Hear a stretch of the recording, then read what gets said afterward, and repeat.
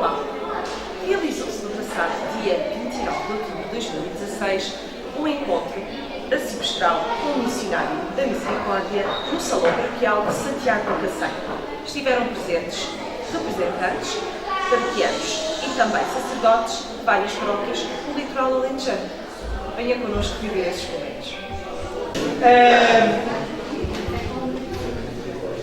O nosso arciprestado em reunião arciprestal, começámos a pensar, já há vários meses, começámos a pensar entre os nossos padres, promover para o arciprestado este encontro.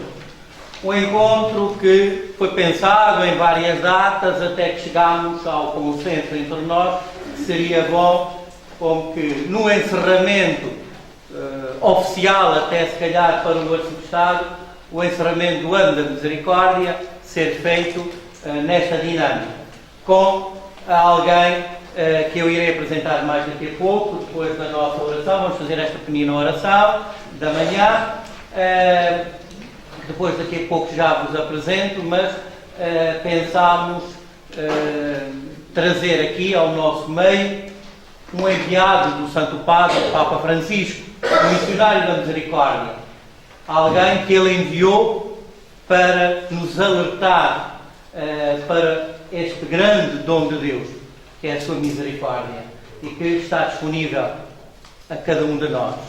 Ele daqui a pouco irá dirigir-nos então a palavra, e o nosso esquema foi aquele que os vossos párocos também já vos disseram e que eu publiquei também, que agora iremos fazer então esta oração da manhã, depois iríamos ouvi-lo durante 1 hora, depois teríamos uma pausa por volta das 11 horas, teríamos uma pausa para café, e depois teríamos uma segunda parte então com ele, para dialogarmos um pouco, né? Tendo em conta aquilo que ele disse na primeira hora, cada um no intervalo até podem aproveitar de dialogar uns com os outros e ver a possibilidade de perguntas, alguns confrontos com aquilo que é dito, e que possa vir a esclarecer as nossas dúvidas, tirar as nossas dúvidas com ele. E depois íamos tudo organizar mais ou menos para que por volta do meio-dia e meia, por volta dessa hora então, tivesse terminado, que é para cada um regressar às suas casas para o almoço. Então eu proponho que façamos, retirei da liturgia das horas, da oração da igreja, do dia de hoje, retirei este salmo. O hino não, o hino é um hino tirado do outro dia, de outra hora, mas que é um hino que se canta bem e que nós podemos cantá-lo, e depois rezaríamos este salmo, ia dizer em 2 cores, mas aqui estão 3, estão 3 partes. Iríamos uma parte reza, um primeiro versículo, depois o restante responde, está bem? Então vamos colocar de pé. Deus vindo em nosso auxílio. Glória ao Pai, ao Filho e ao Espírito Santo. Agora no princípio, agora e sempre. Amém. Ó glória eterna do céu, esperança dos mortais, Filho único de Deus e da Virgem sem pecado, Filho único de Deus e da Virgem sem pecado. Estendei a vossa mão, alcancei ao poder desse, toda alma se levante e dê graças ao Senhor. Toda alma se levante e dê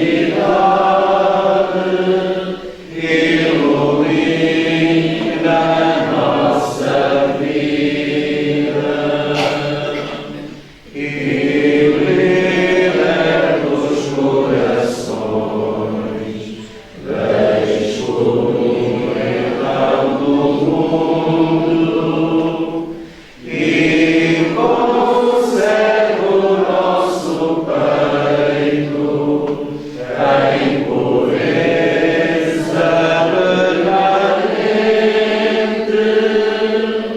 e conserva o nosso peito em pureza permanente. Vivamos para o Senhor, caminhando à luz da fé, animados da esperança, unidos na caridade, animados da esperança, unidos na caridade. Demos glória a Deus eterno e a seu Filho muito amado, e ao Espírito Paráclito pelos séculos sem fim, e ao Espírito Paráclito pelos séculos sem fim. Podemos sentar.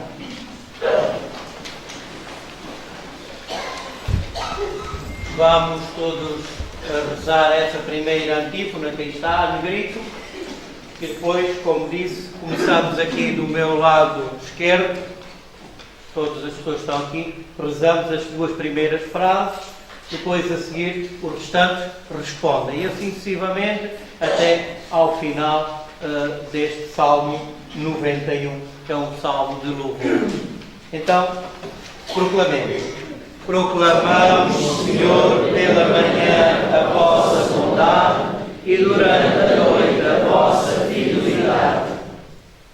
É bom louvar o Senhor e cantar salmos ao vosso nome, ó Altíssimo. Proclamamos de manhã a vossa bondade e durante a noite a vossa fidelidade.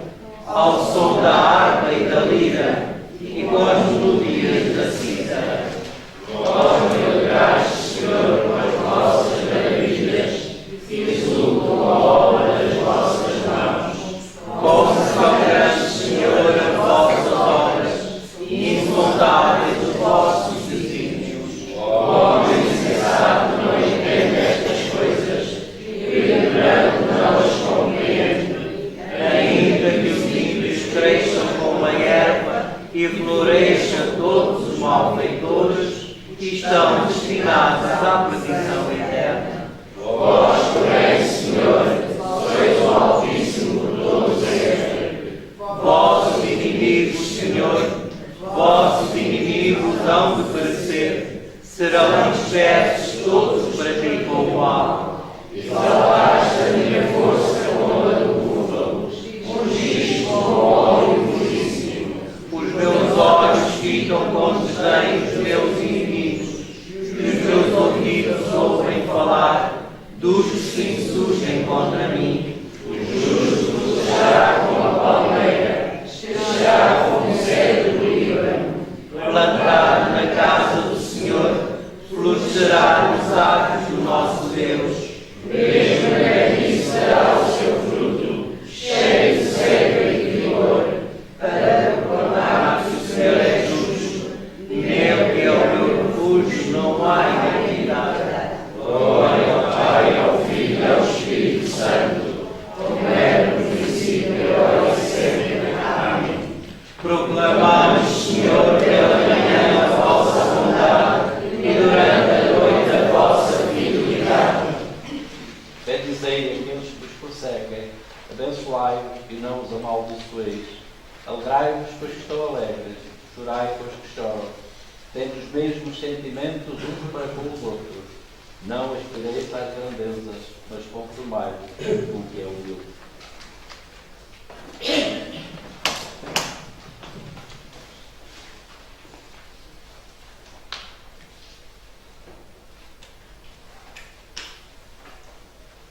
Esta passagem da Carta de São Paulo aos Romanos, no capítulo 12, versículo 14 a 16, é muito forte para nós, principalmente se pensarmos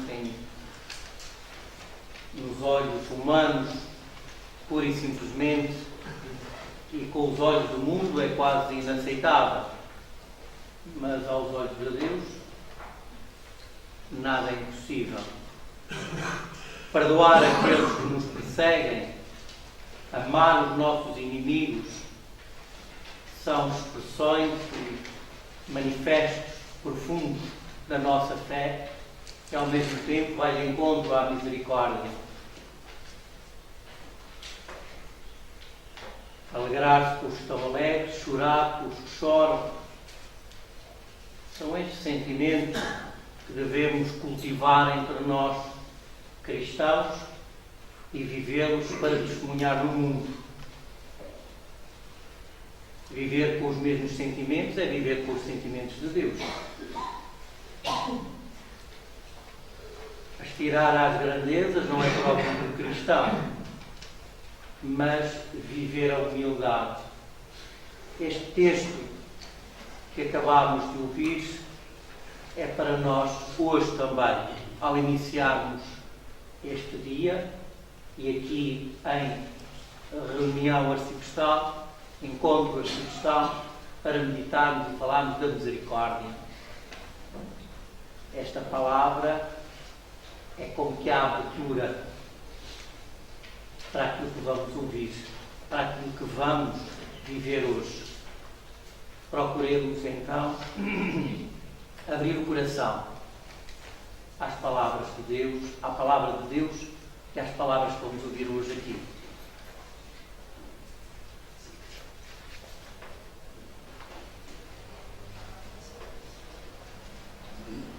Vamos colocar de pé. Celebremos a bondade e sabedoria de Jesus Cristo, que quer ser amado e servido nos nossos irmãos, especialmente nos que sofrem, e peçamos insistentemente, dizendo: tornai-nos perfeitos na caridade, Senhor. Tornai-nos perfeitos na caridade, Senhor. Recordamos esta manhã a vossa santa ressurreição e vos pedimos que estendais os benefícios da redenção a todos os homens. Tornai-nos perfeitos na caridade, Senhor. Fazei, Senhor, que demos hoje bom testemunho de vós e ofereçamos o nosso dia como oblação espiritual agradável ao Pai. Tornai-nos perfeitos na caridade, Senhor. Ensinai-nos, Senhor, a descobrir a vossa imagem em todos os homens e a servir-vos em cada um deles. Tornai-nos perfeitos na caridade, Senhor. Cristo, verdadeira vida de que somos os sarmentos, fortalecei a nossa união convosco para darmos fruto abundante e glorificarmos a Deus Pai.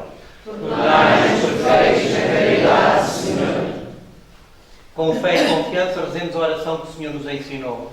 Pai nosso que estás nos céus, santificado seja o vosso nome. Venha a nós o vosso reino. Seja feita a vossa vontade, assim na terra como no céu. O nosso cada dia dai hoje. Perdoai-nos as nossas ofensas, assim como nós perdoamos a quem nos tem ofendido. E não nos deixeis cair em tentação, mas livrai-nos do mal. Amém.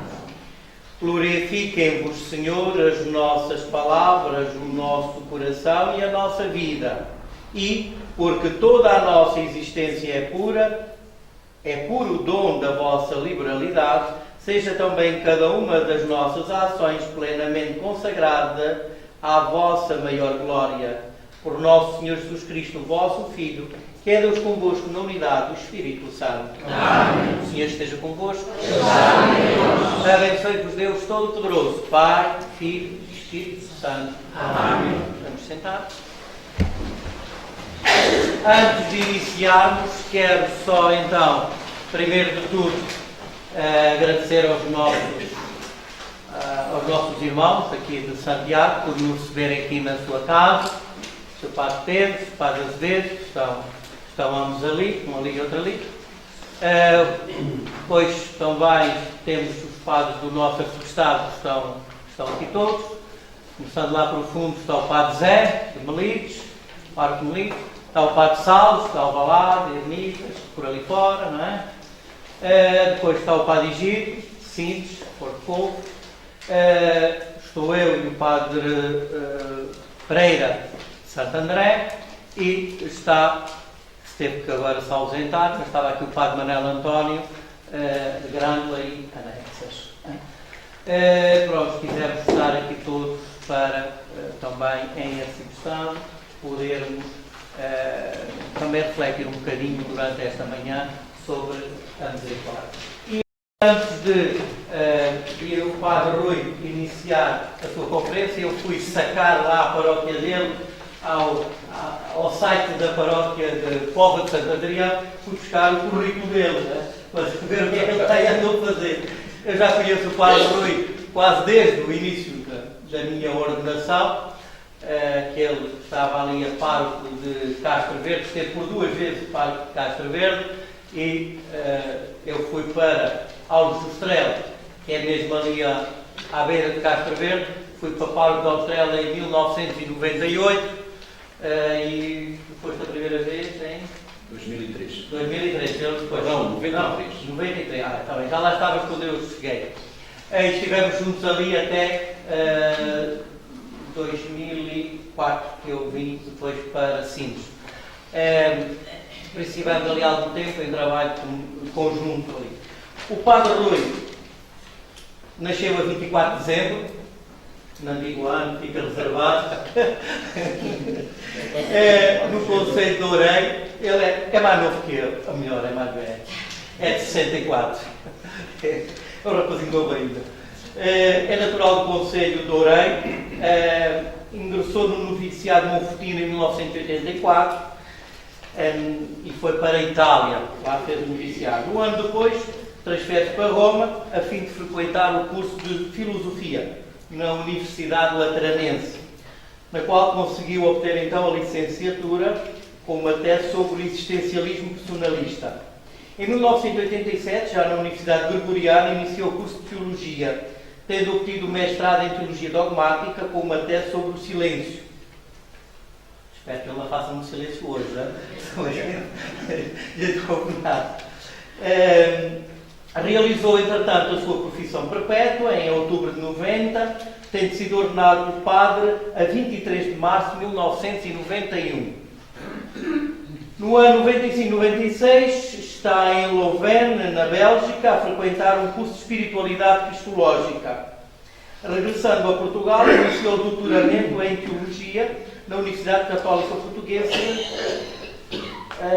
Do ponto de vista pastoral, a sua ação tem se desenrolado sobretudo a nível pastoral. Esteve por 2 vezes em Castro Verde, na Diocese de Beja, no Baixo Alentejo, num total de 8 anos.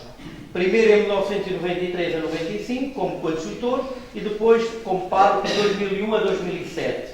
Também já é a segunda vez que está a colaborar na paróquia de Póvoa de Santo Adrião, da primeira vez entre 96 a 2001, regressou novamente em 2007. Ao mesmo tempo, tem colaborado no âmbito mais vasto da Igreja Diocesana. Assim, enquanto esteve a estudar na Bélgica, colaborava na comunidade portuguesa de Bruxelas. Em Castro Verde foi o arcipreste durante alguns anos. Em Lisboa fez parte do grupo de trabalho da catequese de adultos, da qual surgiu o Catecismo de Adultos. No entanto, a sua principal tarefa tem sido no âmbito da formação enquanto responsável do postulantado Monfortino de Portugal. Desempenha esta missão desde 1996, com o interregno de 2001 a 2007. O objetivo desta ação formativa é o discernimento vocacional para o sacerdócio e para a vida religiosa monfortina dos postulantes e a sua preparação para a etapa seguinte, o noviciado.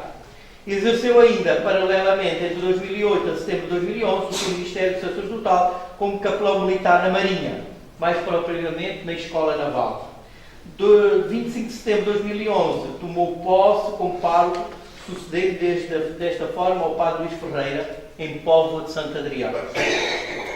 Com o início do ano da Misericórdia, foi nomeado pelo Papa Francisco para a missão de missionário da Misericórdia, acumulando com aquilo que já isto acrescentei eu, que não estava lá. Pronto, então temos aqui um breve resumo daquilo que tem sido a vida do Padre Rui Valério, Padre missionário monfortino, e que está aqui para nos falar da Misericórdia. E por isso eu acho que isto já está tudo a funcionar, está tudo pronto para começar. Dou a palavra então aqui. Ok, então muito bom dia. Na vossa pessoa e sobretudo na pessoa dos senhores padres aqui presentes, de quem guardo gratas recordações, saúde todo o arciprestado. Naturalmente que é belo e é delicioso e maravilhoso o motivo que nos traz aqui, é a misericórdia. E a misericórdia numa perspectiva muito particular, que tem encarnado tanto nas palavras como na ação do Papa Francisco, do nosso querido Papa Francisco. E, portanto, depois deste início vasto da graça e da bênção de Deus, que foi a oração, certamente que o Espírito Santo irá fazer um grande e profundo caminho de santidade dentro dos nossos corações e das nossas almas. E então, eu trouxe aqui para nos ajudar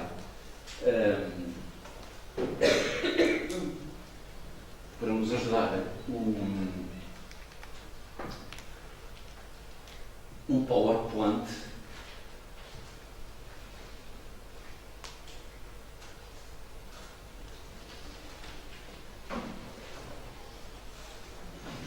esperamos que já está.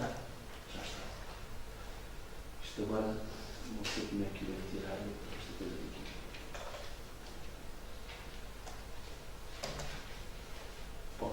Cliquem acima do diapositivo.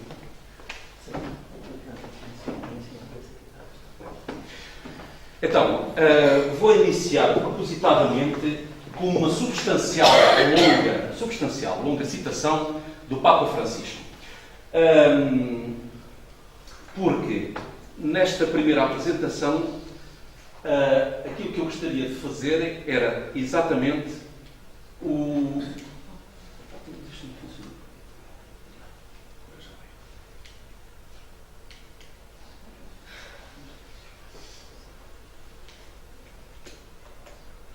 Portanto, vou abordar 3 pontos. O primeiro é a misericórdia na perspectiva do Papa Francisco, que é um caminho, que é uma estrada. Depois, num segundo momento, a misericórdia e a vida espiritual de cada um de nós.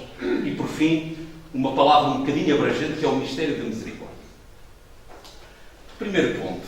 Como é que o Papa Francisco olha para o ano da misericórdia e o que é que, no seu entendimento, estava como grandes objetivos e como grandes metas para a Igreja? E então vou fazer esta citação que se encontra no número 10 desta bula, onde ele proclama realmente o ano da misericórdia, o rosto da misericórdia, onde ele diz assim, é um bocadinho longa, mas vale a pena nós reescutá-lo. Dizer que a arquitrave que suporta a vida da Igreja é a misericórdia, quer dizer, é o alicerce, é o fundamento. Toda a sua ação pastoral deveria estar envolvida pela ternura com que se dirige aos crentes. Ou seja, tudo aquilo que a Igreja faz deveria ser envolvida, caracterizada,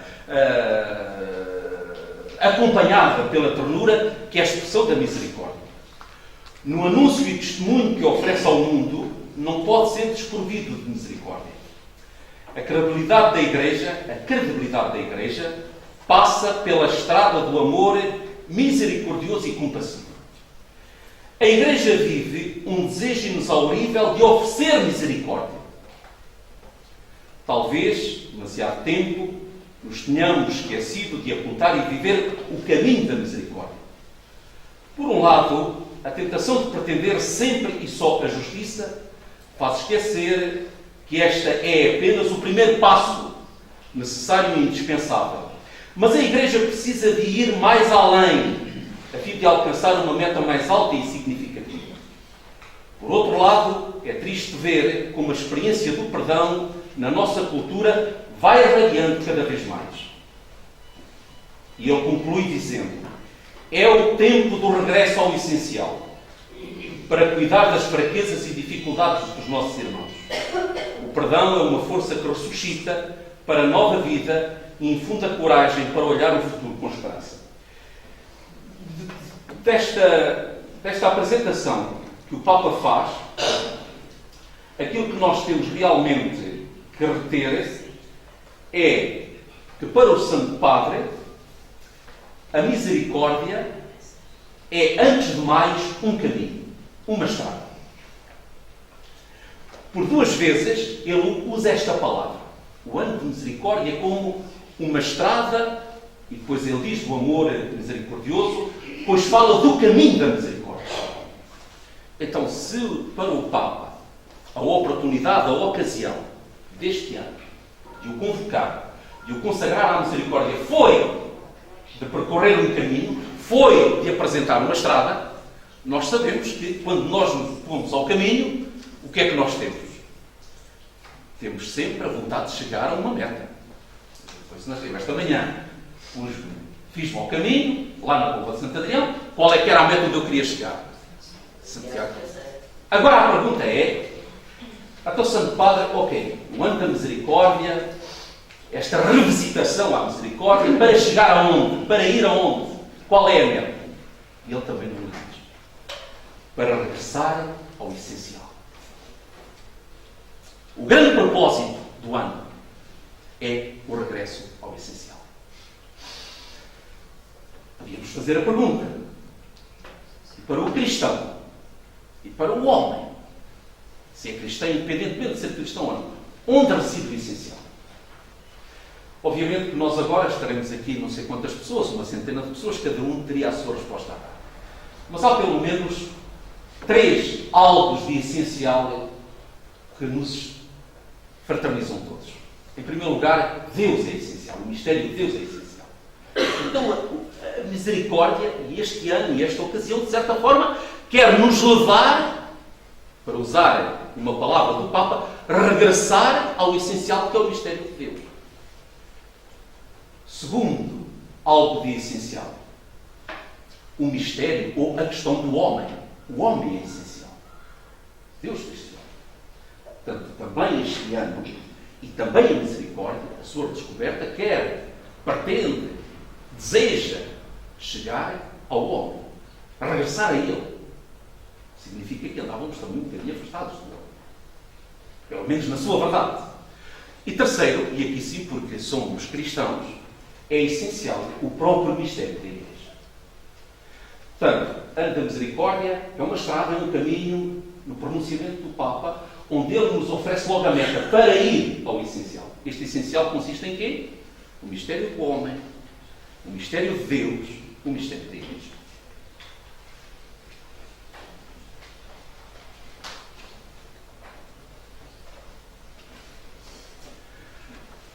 Regressar ao verdadeiro mistério de Deus.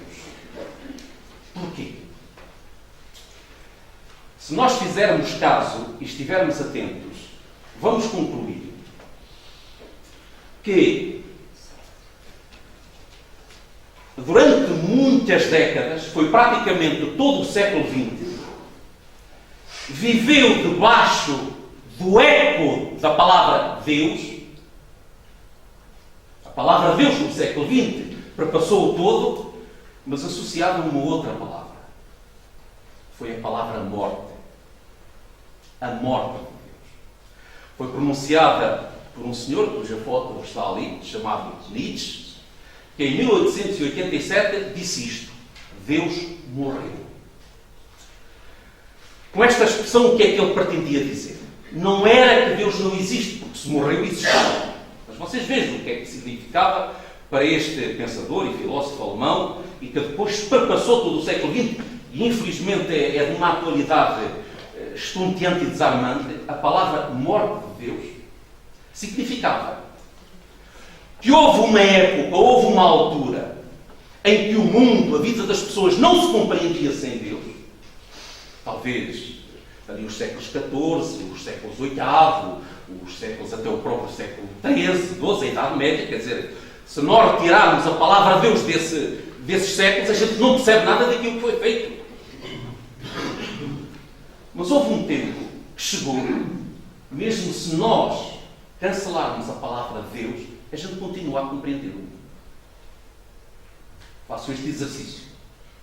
Se nós, da nossa cultura, apagarmos a palavra de Deus, nós ainda compreendemos a atualidade do mundo de hoje? Não vou responder. E se eu apagar a palavra dinheiro, compreenderemos o mundo de hoje? E se eu apagar a palavra ciência, a palavra técnica? O que este então pensador queria dizer é que, com esta expressão morte de Deus, que fez uns estilhaços que vocês não querem saber, era que Deus já não faz mundo, já não faz história. Portanto, por quê? O século XX depois veio a assistir a determinados acontecimentos que parecem que efetivamente este homem tinha razão. Houve uma Primeira Guerra Mundial e, sobretudo, houve uma Segunda Guerra Mundial, onde, na presença de campos de concentração, por exemplo, Auschwitz, se perguntou, mas onde está Deus? Por exemplo, uma data de pensadores hebreus que falaram muito do silêncio de Deus. E, portanto, o século XX deixou-nos neste vazio. E entramos no século XXI. E aí, novamente, a palavra Deus voltou a ser notícia nos jornais, a aparecer nos grandes meios. Mas, uma vez mais, associada a coisas negativas. Toda a gente se recorda de qual é o grande suporte, qual é o grande apoio que, a 11 de setembro de 2001, foi usado para justificar os atentados. Foi-se a um Alá, portanto, a um Deus que justifica todas estas coisas. E, portanto, é necessário regressar ao verdadeiro Deus. E a misericórdia é um caminho para lá chegar. E como? A resposta aqui poderia ser dada a partir de uma parábola que todos nós conhecemos muito bem e que, aliás, ouvimos lá relativamente poucos dias na igreja. A parábola de um fariseu e de um publicano que vão ao templo. Os dois vão se encontrar com Deus por conversar. De que forma é que a misericórdia é estrada e caminho para eu me encontrar com o verdadeiro Deus, com o seu rosto autêntico e com o seu coração? Pai. Enquanto que nós tínhamos ali então o fariseu que se apresenta e começa: eu te agradeço, meu Deus, porque eu sou bom, eu pago os meus impostos. E era verdade, o fariseu pagava os seus impostos. Porque eu não invejo aquilo que não é meu, não invejo nada de ninguém. Tenho todas as minhas obrigações em mim. E portanto, pela conversa do fariseu, Deus era uma espécie de espectador que estava ali. Eu não vou dizer que era uma espécie de fantoche, mas Deus estava ali a fazer de espectador, não é? Estava a olhar, a ver aquilo. E, portanto, Deus não foi Deus. Porque não passou de um simples espectador. O publicano, pelo contrário, reparem a palavra que ele usa. Meu Deus, tende compaixão, tende misericórdia. E ao referir-se, ao evocar a misericórdia, começa por pedir perdão. E depois Jesus diz que este publicano, e atenção, ninguém queria ser amigo dele, não é? Porque além dele ser um homem, um publicano, temos o Zaqueu, não é? Ou o Mateus, não é? Estavam numa mesa a cobrar impostos.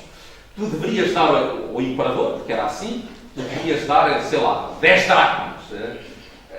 este senhor, este publicano, não é? Daqueles 10 dracmas que lhes dava, sacavam um bocado para o seu bolso. E a outra parte é que dava lá, não é? Tu precisavas de uma licença, sei lá, de uma licença de caça. Ias ter com o publicano. Ele dava-te a licença de caça se tu... Estão a compreender quem é que é o publicano? Epá, desses amigos nos... E, portanto, ele apresenta-se perante Deus solicitando compaixão, solicitando misericórdia. E Jesus diz, naquele dia, este publicano saiu justificado. Porquê? Porque com este publicano Deus funcionou verdadeiramente como Deus. Perdoou. Usou de misericórdia, que é a grande especialidade de Deus. E que é próprio dele. Então vocês vejam que enquanto para um fariseu Deus não foi mais, e vocês não se vão levar a mal que eu use esta palavra, pois não foi mais do que um simples fantoche. Carmeio do TV, se não ouvir e ver aquilo que o fariseu... O publicano, homem que precisava da misericórdia, deu a oportunidade, entre aspas, a Deus de ser verdadeiramente Deus. E esse verdadeiramente Deus consistiu no dar da misericórdia. E ali se revela que o coração deste Deus verdadeiro é um coração, imaginem, é um coração de mãe. A Bíblia tem uma palavra muito bonita para dizer misericórdia, que vem lá da língua de Jesus, que é o hebraico, não é? Rechem, diz assim. Esta palavra, que significa misericórdia, pode também significar ou entranhas, ou então até o útero materno. Lá onde a vida, para a Bíblia dizer que lá onde a vida é gerada, eles não vão a tanto, porque a fonte da vida é sempre a Deus. Mas no útero da mãe, no útero da mulher, a vida é acolhida, tal como ela é.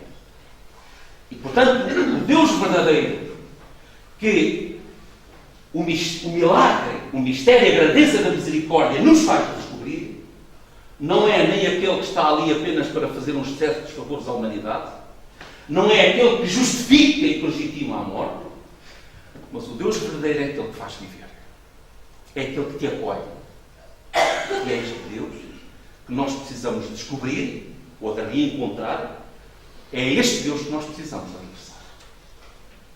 O primeiro grande propósito, então, deste ano foi isto mesmo. Gostaria só de vos dizer mais uma coisa.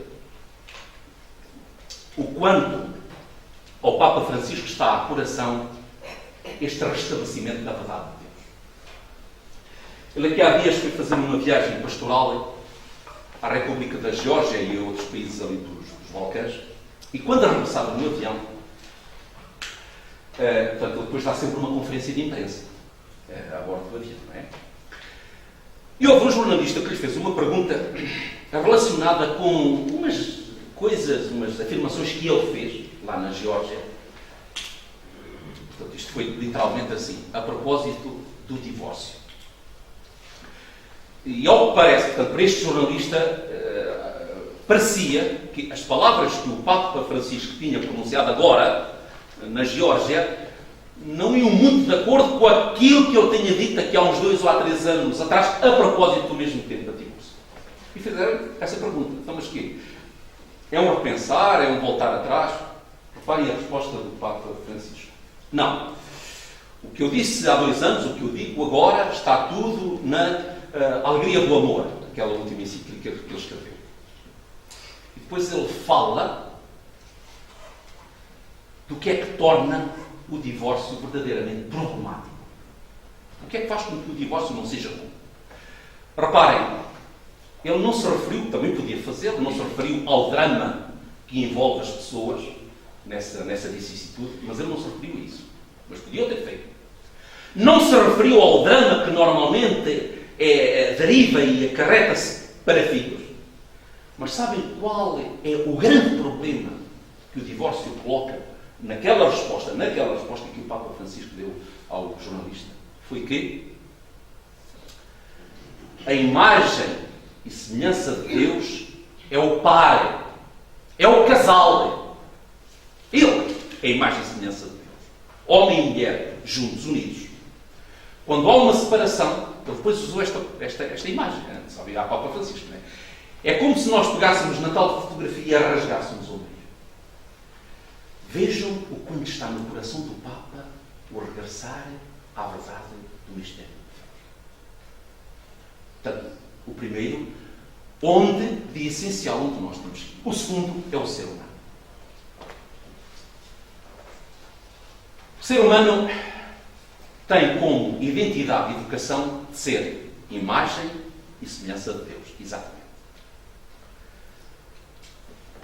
O pecado, além de ser mancha, o pecado é ferida. E enquanto mancha, o pecado como que deturpa, obscurece. Vocês estão a ver, temos um espelho. Hein? Se o espelho estiver sujo, a imagem, aliás, não é possível lá refletir-se nenhuma imagem. O pecado no ser humano impede, então, que seja verdadeira e autenticamente esta imagem e semelhança de Deus. Depois, para além de ser mancha, de ser nova, portanto, de ser o acumular daquela sujidade da traição, daquela sujidade do mal, e, portanto, o impedimento por excelência de ser imagem e semelhança de Deus, só o perdão, só a misericórdia consegue restaurar. O Papa Francisco, sobretudo naquele livrinho que escreveu, O Nome de Deus é Misericórdia, confessa que prefere outra imagem para falar do pecado e que também ela complica e obscurece esta vocação do ser humano, que é aquela da ferida. O pecado é ferida.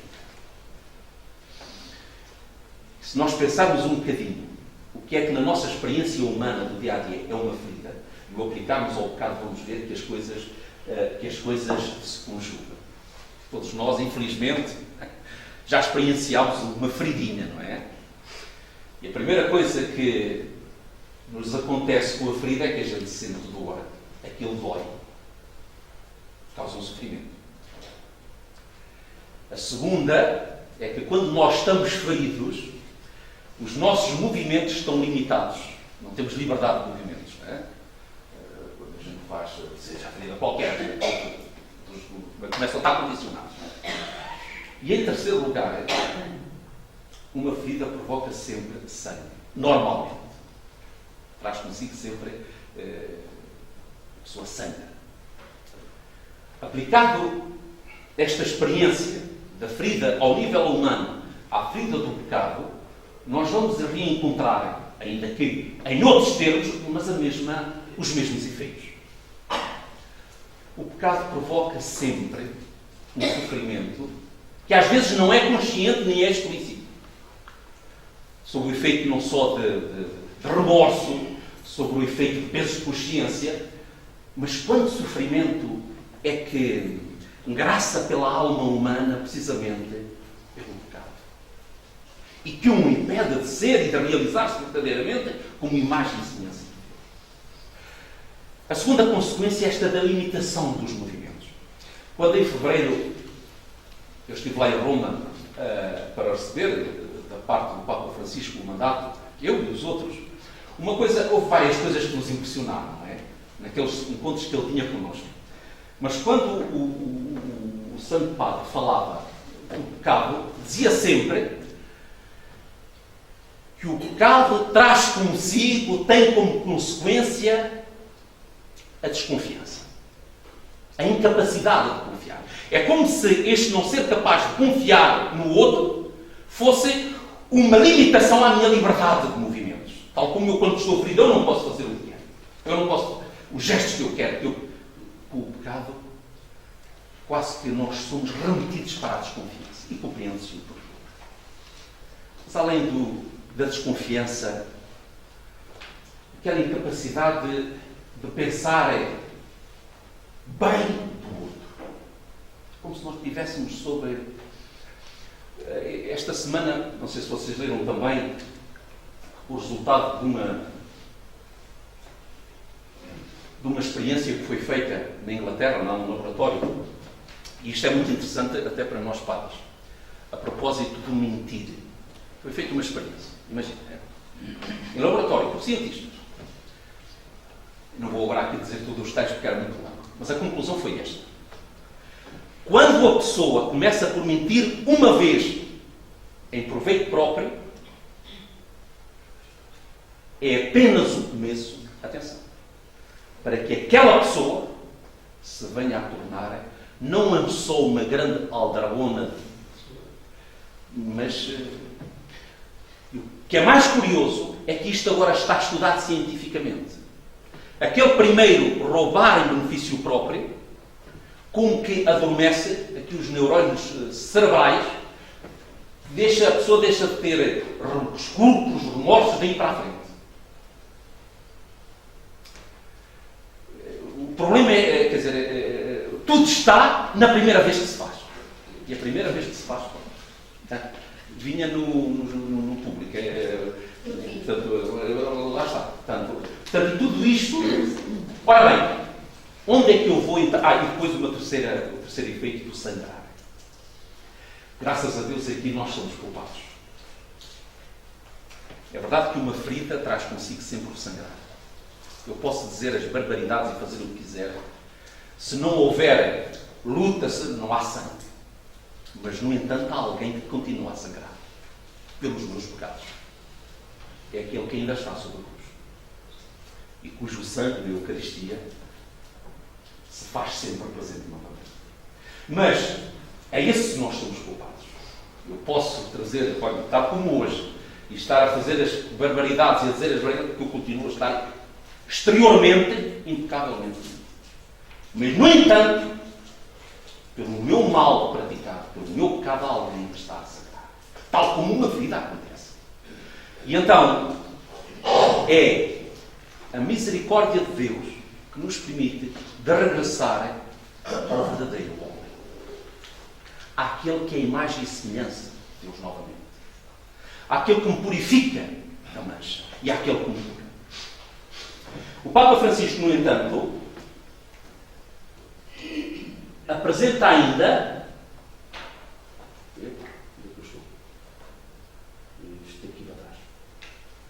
Apresenta ainda... Isto foi muito à pressa. O Papa Francisco, no entanto, apresenta para este ano ainda um outro caminho, para nós realizarmos esta mesma vocação. E ela aparece logo ali, no número 3 desta bula. Quando ele diz assim: há momentos em que somos chamados de maneira ainda mais intensa a fixar o olhar na misericórdia para nos tornarmos nós mesmos sinal eficaz do agir do Pai. O que é que o Papa Francisco aqui está a dizer? Vocês sabem que o Papa Francisco é jesuíta. E os jesuítas concedem à contemplação, a este fixar o olhar na misericórdia, no rosto da misericórdia do Pai, concedem-lhe, os jesuítas, por sua espiritualidade, concedem-lhe uma grande eficácia. Qual é a eficácia? É de que nós, pela contemplação, tornamo-nos naquele que contemplamos. Ou seja, se a misericórdia me leva à descoberta da verdade de mim próprio, o perdão associado à contemplação do rosto da misericórdia, que é Jesus, torna-nos exatamente uma imagem. O problema é que o ser humano, eu digo agora não nós, mas o ser humano desta época, quase que deixou de ser capaz de contemplar alguém que não seja ele próprio. E vocês vejam como é curioso a história. É curiosa e paradoxal. Nos últimos 500 anos, houve 3 grandes revoluções que constituíram verdadeiros abalos para o conceito que o ser humano tem de si próprio. Ora vejam. Aí por volta dos séculos XV e XVI houve um senhor chamado Copérnico que estabeleceu a Revolução Copernicana. A gente já ouviu falar disso, não é? Substancialmente, o que é que nos veio dizer? Veio-nos dizer que, afinal de contas, Nós não somos o único universo que existe. Existem muitos mais. Infinitamente muitos mais. Segunda coisa, de que este universo que nós habitamos não é o centro do todo do universo. Conclui-se e descobre-se que o Sol, por exemplo, a nossa grande estrela, é uma estrela de pequena categoria. E descobre-se que o homem não habita o centro do universo, mas uma periferia. Portanto, nós já não estamos na zona chique do universo. Nós estamos, e isto é um abalo para a autoestima do homem. Quer dizer, uma coisa é a gente sentir-se que é verdadeiramente o centro, outra coisa é a gente perceber que, afinal de contas, habitamos ali nos arredores. Primeiro grande abalo. O segundo foi um senhor inglês chamado Darwin, com a teoria da evolução, e que criou um abalo profundo no ser humano. Sabem porquê? Porque ele veio dizer que o homem era o fruto de uma evolução que vinha, a gente costuma dizer, do macaco. Não, o macaco é nosso primo. Era de um primata ainda mais primitivo. Aquela ideia de que foi-se pelas próprias mãos e isso criou um certo abalo à autoestima do ser humano. E a terceira foi por um senhor chamado Freud. O homem estava convencido que as suas ações, tudo aquilo que resultava dele, era fruto da racionalidade. E este senhor Freud veio dizer que uma grande percentagem, a maioria das coisas que a gente faz, que a gente quer, não é orientado e não é norteado pela razão, mas pelos impulsos. E esses, muitas vezes, nós não temos controle. O que é que se esperava? O que é que se esperava que o homem se tornasse depois destas constatações? Fosse um homem humilde. Mas não foi isso que nós agora temos. Não é o Padre Rui que diz. Mas as pessoas apercebem-se, os estudiosos destas coisas apercebem-se, de que nunca o ser humano foi tão vaidoso, tão autossuficiente, tão autocentrado sobre si próprio, como está a ser atualmente. E, portanto, quando nós estamos naquela necessidade de regressar ao essencial, que é o ser humano, pela contemplação do rosto da misericórdia de Deus, que é Cristo, primeiro é preciso verdadeiramente fazer este exercício. E, por fim, falava-se... Sim, para pelos conceitos de para trás. Mais para trás. É só que estás aqui na sala, mais para trás. É só que essa não está pronto. É só aqui. Ok. Agora sim.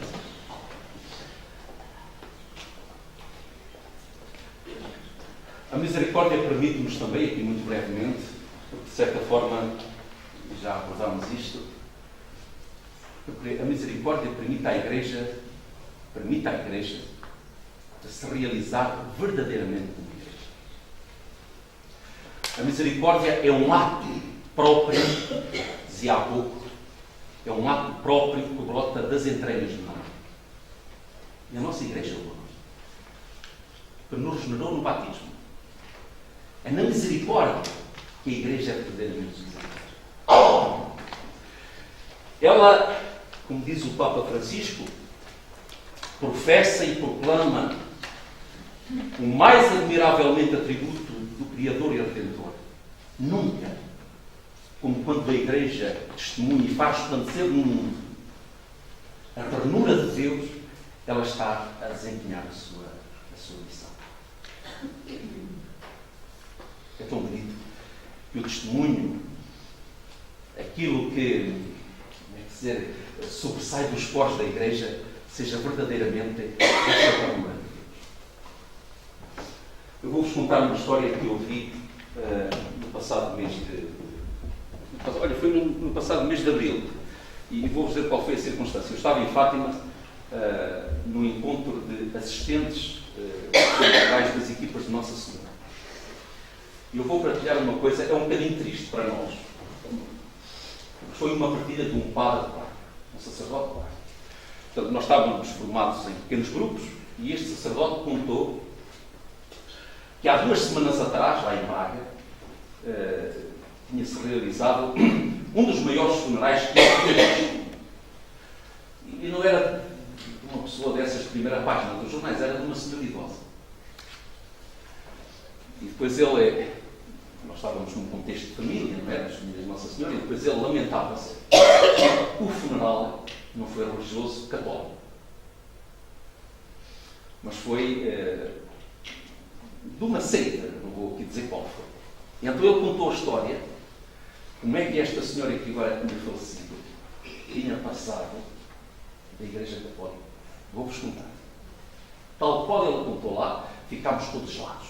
Então ele diz que aquela senhora era uma senhora religiosa, missa, para em Braga, para mais, não é? Quando faleceu o marido, houve um velório. Então, o marido pôs-se às 11 horas da manhã lá na casa do mortuário e o funeral era no dia seguinte. Naquela tarde, eram pessoas que estiveram com ela. Às 6 horas, veio um grupo de voluntários lá da paróquia a rezar o terço, depois foram-se embora, e ela lá continuou.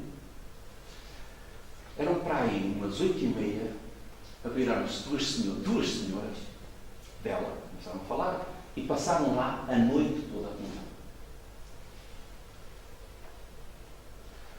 No outro dia de manhã houve o marido e tal, mas naquele dia à tarde, aquela senhora já não viu à missa da sua paróquia.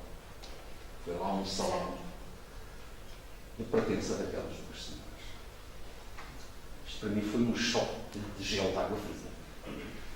Porque achei interessante ele ter dito, e até lá foi um grupo de senhoras rezar o terço. Mas vocês vejam, para aquela senhora idosa, o que é tudo? Sabe o que é que foi?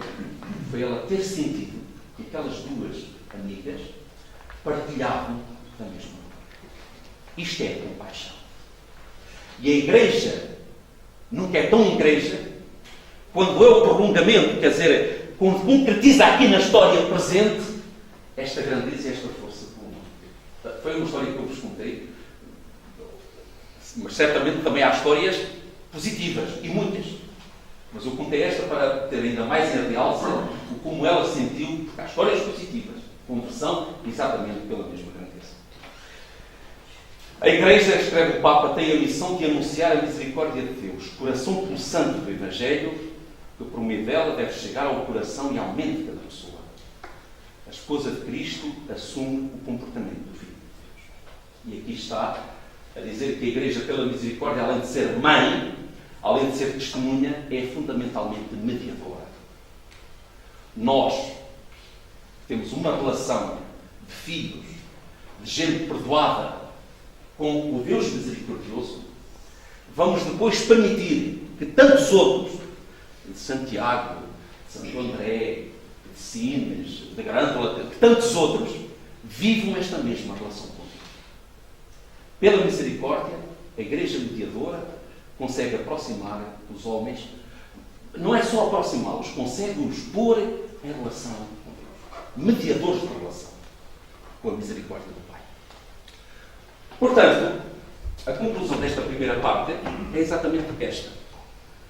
A misericórdia, o caminho, uma estrada que nos leva ao essencial, onde vamos descobrir o verdadeiro Deus e a verdade de Deus, o verdadeiro ser humano, a verdade da Igreja.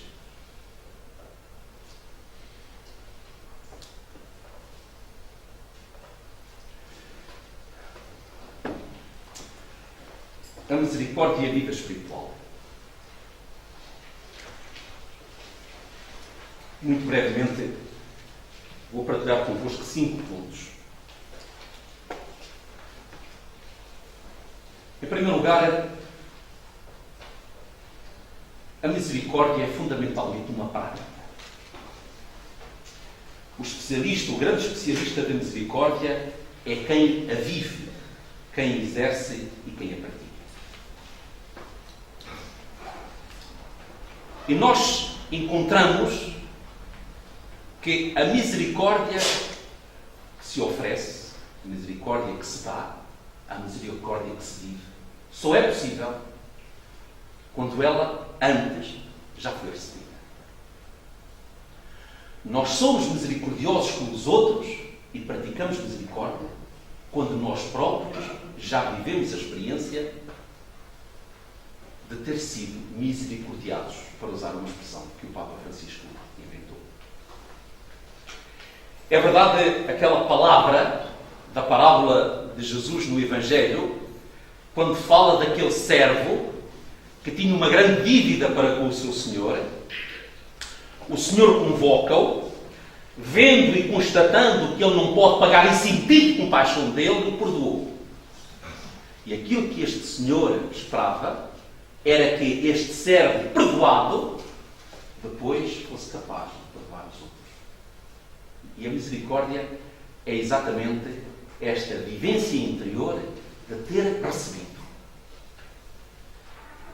Este primeiro ponto da vida espiritual abre-nos a esta experiência de que eu sou perdoado, eu sou amado, Deus usa de misericórdia para mim. E todas as parábolas que Jesus nos conta no Evangelho são apenas a explicitação, o dizer sempre de forma nova esta verdade. A misericórdia provém do coração de Deus. A misericórdia só Deus nos dá. E nós damos-la porque já a recebemos. Vou tomar a liberdade de partilhar a este propósito, e aqui, olha, vocês vão me desculpar, mas eu vou ler. Porque trata-se de uma página do diário de uma grande mística dos nossos tempos a propósito daquela parábola do filho pródigo. Vejam a interpretação que esta alma, abençoada por Deus, a interpretação que ela recebeu, para mim foi uma grande novidade. Aquele filho pródigo, diz ela, portanto, nós todos conhecemos esta parábola de Lucas 15, filho pródigo, filho mais novo, que sai de casa, e nós normalmente, eu também, né, quando tenho que pregar sobre o filho pródigo, é para lhe dar na cabeça, não é? Agora vocês vejam aqui. Aquele filho pródigo não é outro senão o próprio Cristo. Ele tornou-se o filho pródigo, pois até abandonou a casa de seu Pai Celestial e partiu para todos os países do mundo. Só voltou à casa do Pai com a grande cruz. Mas tudo quanto fez não foi por ser um filho rebelde, mas sim como um filho muito obediente, e fez assim para levar para casa de novo todos os filhos que andavam perdidos e fora da casa de Deus Pai. Aliás, foi por isso que o próprio Jesus contou aquela bela história a todos aqueles que o criticavam por ele lidar com grandes pecadores. E foi aí que ele percorreu todo aquele longo caminho doloroso que ele mesmo nos descreveu. Aquele jovem destroçado que se ajoelha diante do seu Pai, não será ele, porventura, aquele que é o Cordeiro de Deus que tira o pecado do mundo? Aquele que se fez pecado para a nossa salvação? Mas não será aquele que também se fez pecado para todos nós e para que todos nós sentíssemos toda a força salvadora de Deus Pai? E não será também aquele que, tendo toda a condição divina e sendo justamente equipado a Deus, ou equiparado a Deus, não se despojou a si mesmo, tomando a condição de servo, e foi assim também que se tornou semelhante a todos os homens? Mas não será ele o Filho do Pai, sem pecado, que do alto da cruz exclamou: meu Deus, meu Pai, tu me abandonaste? E esta visão, esta página que é deliciosa, e que serve muito para o corpo da nossa alma, então é uma interpretação que a mim me surpreendeu exatamente por isto. Que põe em paralelo as ações, as atitudes, os gestos, a vicissitude da existência daquele filho pródigo com Jesus.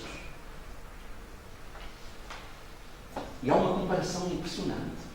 Por exemplo, quando aquele filho, quer dizer, a parábola diz, mas Jesus deu tudo por nós. Inclusivamente nem foi permitido ficar com aquela coisa que, nem aquilo. Realmente ele deu tudo.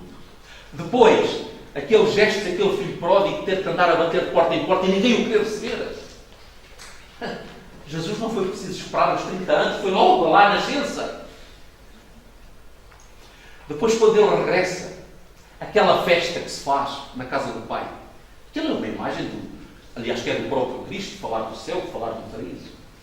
Portanto, a misericórdia é verdadeiramente um dom de Deus. Segundo ponto, a experiência cristã começa por um reconhecimento de um dom. É sempre assim. E é o reconhecimento desse dom que gera o desejo de corresponder. Como, aliás, dizia o Papa Bento XVI, não é? Ninguém se torna cristão pela força da doutrina, por muito bela que seja, mas tornamos-nos cristãos pela graça do encontro com uma pessoa. Correspondemos.